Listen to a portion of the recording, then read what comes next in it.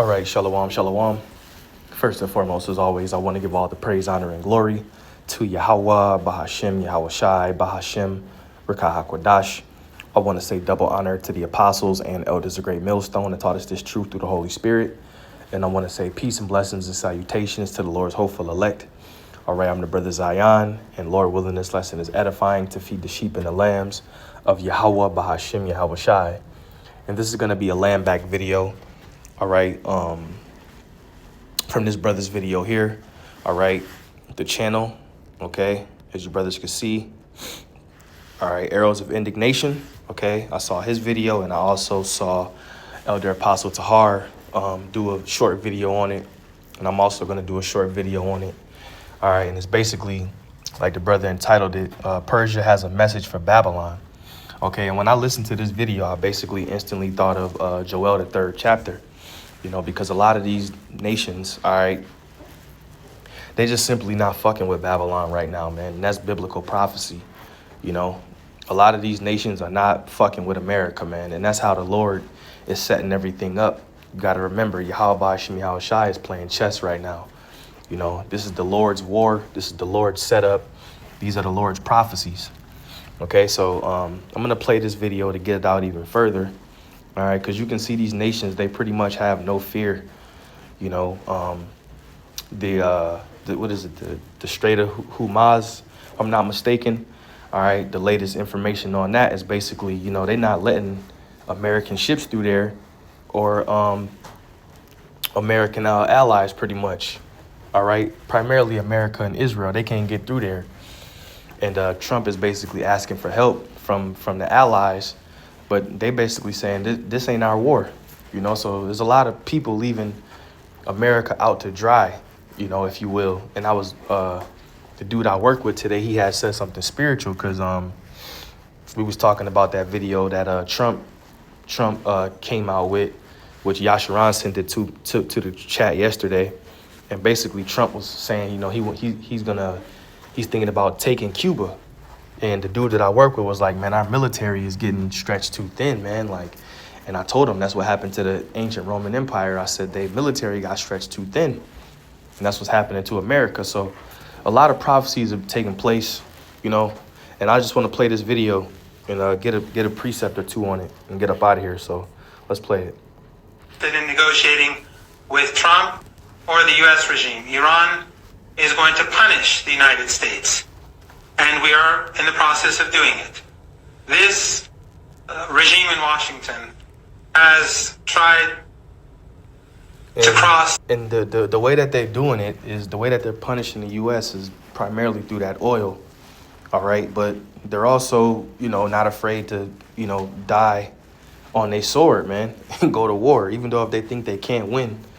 All right. In their spirit, they think they can. All right. Even though military wise, they can't, but they'll die. They don't give a shit, you know? A bridge, that's a bridge too far. And they're messing with the wrong country. We're not Venezuela, we're not Iraq, we're not Libya, we're not Afghanistan, and we're not Syria.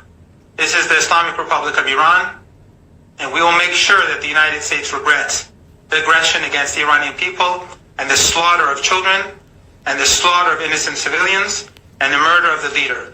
These are crimes against humanity, and the United States and its allies have imposed the law of the jungle upon the world, and they will come to regret it.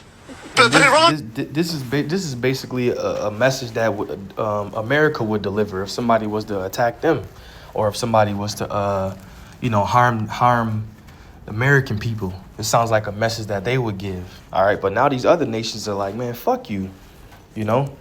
We gonna stand up for what's ours, man. All right.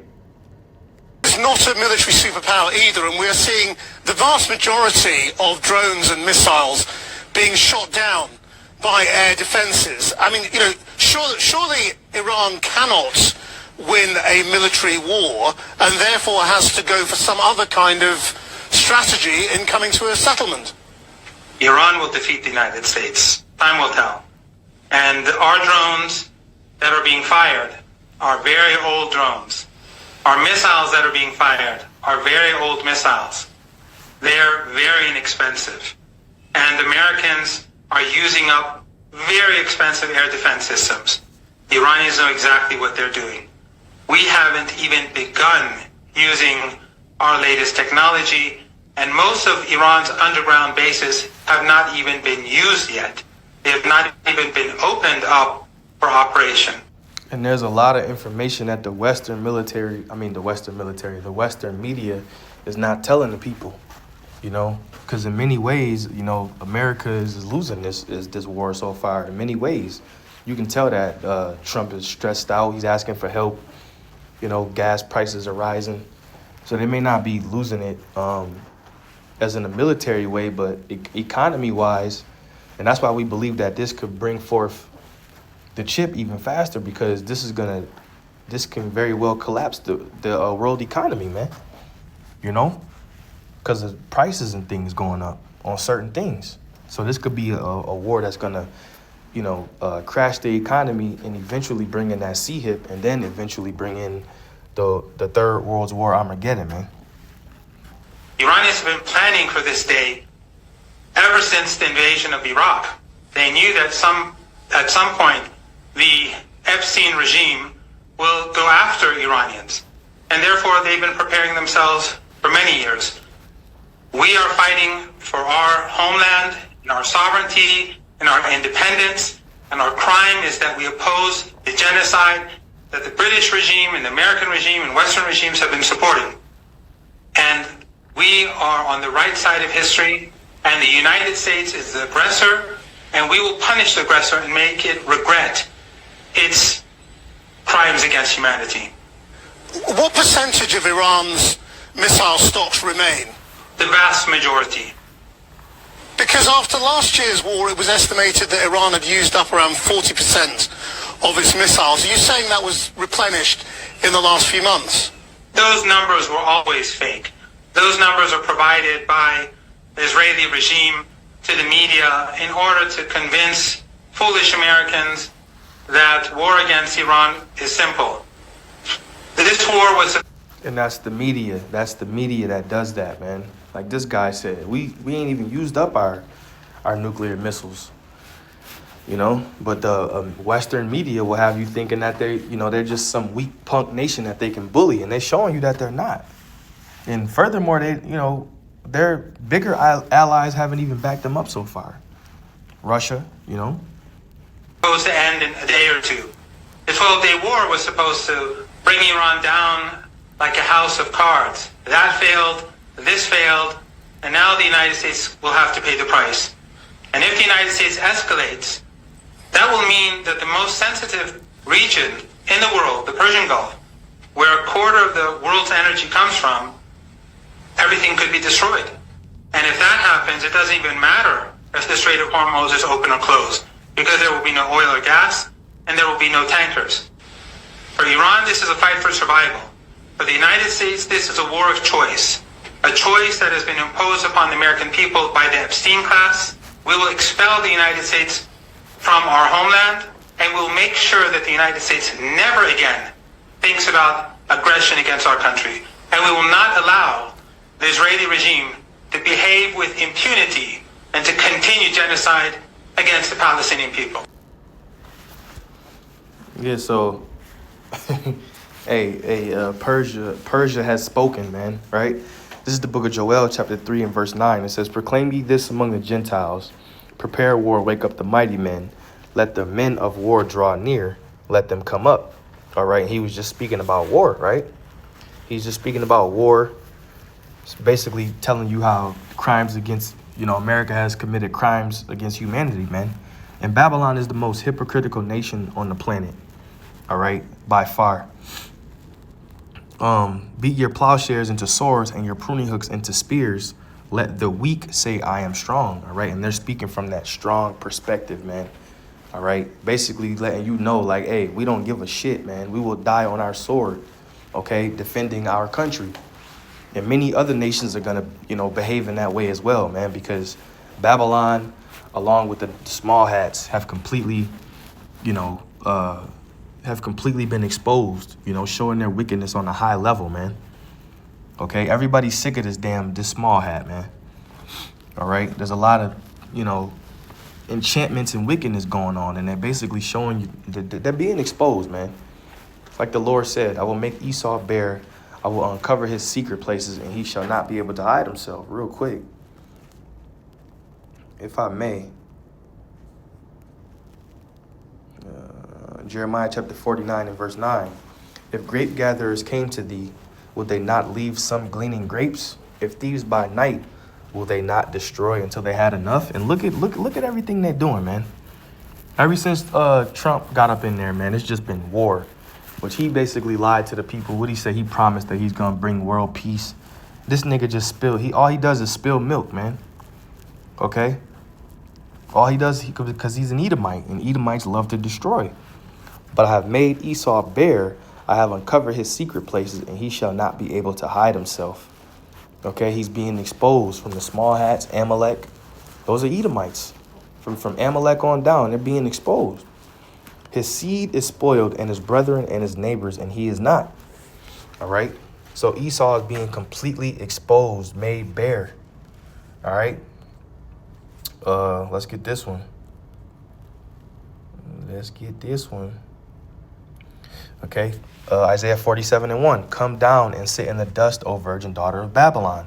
Sit on the ground, there is no throne, O daughter of the Chaldeans, for thou shalt no more be called tender and delicate. And when you listen to the Persian, all right, he's basically going into, how they've been planning for this. They knew that Babylon was going to eventually try to come up in there and invade their shit, man.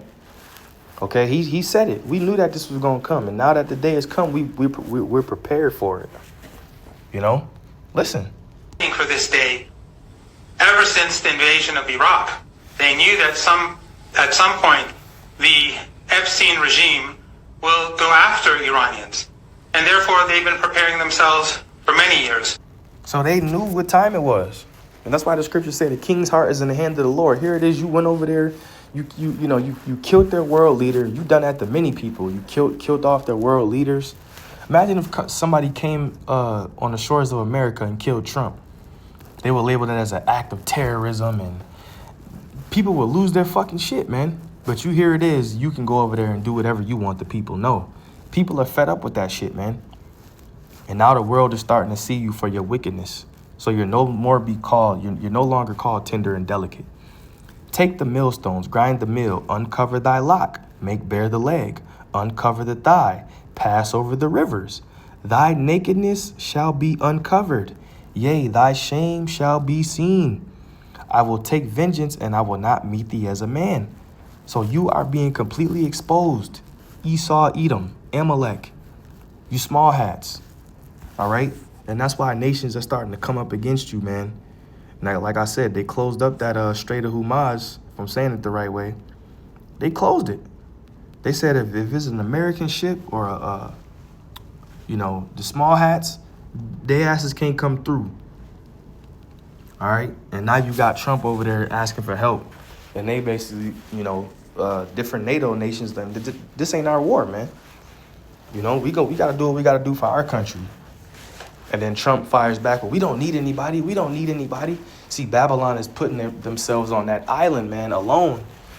And your allies pretty soon going to become your enemies. And you're going to think that you're so strong that you can defend yourself. And then all nations are going to come against you and shoot missiles on your ass, man. All right, that's biblical.